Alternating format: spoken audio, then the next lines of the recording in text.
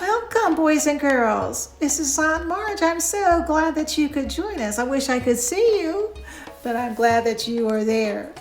Pop's Kids wants to welcome you as we continue our celebration of Black History Month. Today, we are going to be talking about a lady by the name of Janet Collins. Have you heard of her before? She's often referred to as a brave ballerina. How can you be a brave ballerina dancer? Well, stay tuned as we talk about Janet. She was born a long time ago in 1917.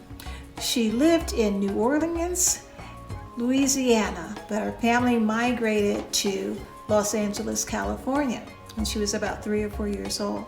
She loved to dance. I could just imagine her twirling around in the house. And not just any dance, she liked ballet.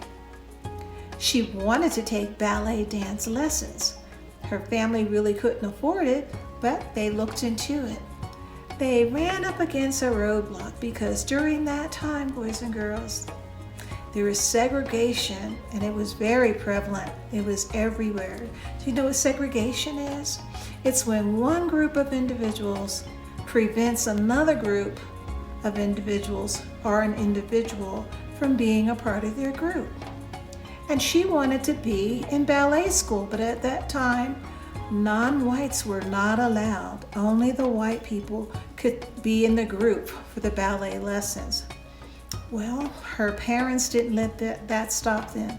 They knew that their daughter wanted so badly to learn ballet, and they saw she had a great interest, and so they were going to do whatever it took to get their daughter lessons. Her dad was a tailor.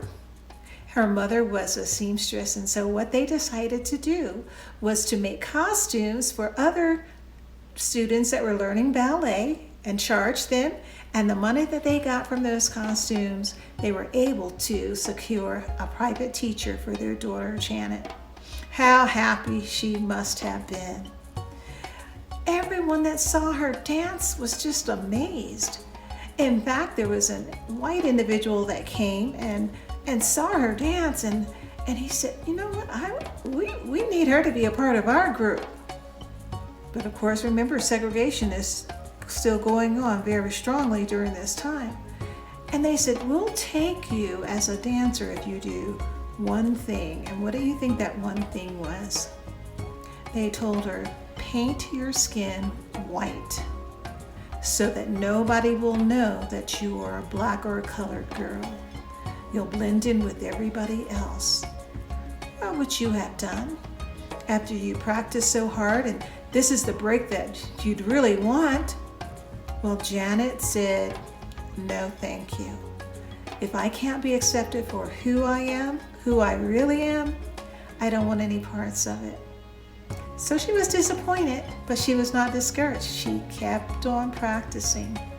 Another time, a gentleman by the name of Zachary Solo saw her dance at a practice session, and he was blown away.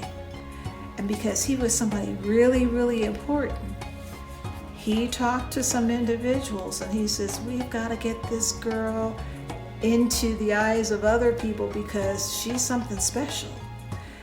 And you know where he got her a job? At the Metropolitan Opera House. That was 1951.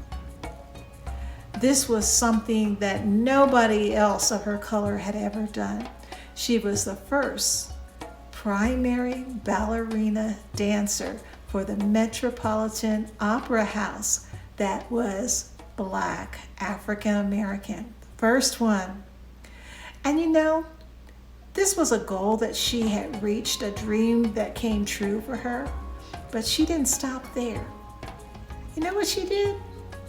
She began to teach other non-whites how to dance the ballet dance and opened the doors for many people of color to enter into the ballet world. Isn't that wonderful?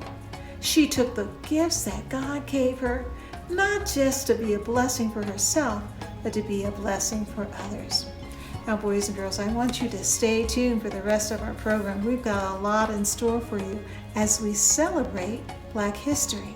We're also going to be talking about another young lady, and she's still living today. She's a physician, she's a doctor, and she did something very, very important, and it has to do with COVID.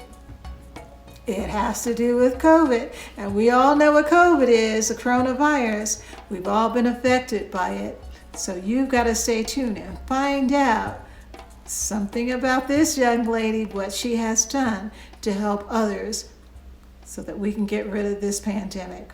So invite somebody else, invite a family member or a friend to join us today. God bless you.